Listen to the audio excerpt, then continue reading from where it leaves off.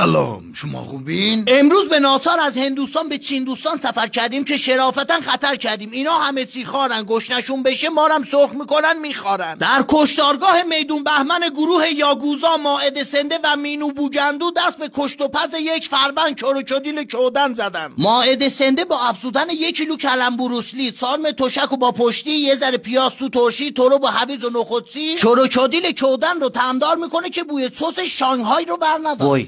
این مائده سنده قیافش از قاشق‌داغای مامان منم ترسناک‌تره. من میگم این چروچودیله نمرده، چشش خورده به مائده وجود نمیکنه شمشیرشو به چشه حمله کنه. با اینکه سنده خانم قیافه زاخاری داره، ولی این چروچودیلا رو مینو بوجندو شکار میکنه. میره لب آبا میسته تا در میان بو میده، خفه که شدن باهاش خورش قرمه کدیل میپخه. یعنی 100 پدر به رحمت هندوستان. وقتی مارمولک بدنساز و با چای صاف کنه قد بلند زارت گذاشتن روی برانکار، مائده سنده با ساگوی دست زنجان سفارش سامومی یا یاگوزا کلیه‌اش در میاره میذاره تو صف پیوند مغز و استخوان. بعد از تخلیه توم و مخ لای اثنا عشرش هر وقت ببینن حله میذارن لای بله. آری چروچودیل سخاری بسنت بجاری. مصرف کنندگان قطعا بعد از زهرمار کردن چروچودیل چودن یا با ترتر میرن ونکوور یا یه راست میرن لاس وگاس. خدایا شکرت که ما ایران به دنیا اومدیم. اگه چین بودیم حتما امشب نرم میخواست برای شام دم پختک میمون با سس آسکاریش بده بهمون. لا خاک نری بمبئی، سگ نخورد.